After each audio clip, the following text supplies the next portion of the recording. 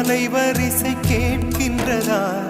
கேட்கும் பாட்டில் ஒரு உயிர் வீடும் கண்ணீர் வழிகின்றதா? நெஞ்சு நனைகின்றதா?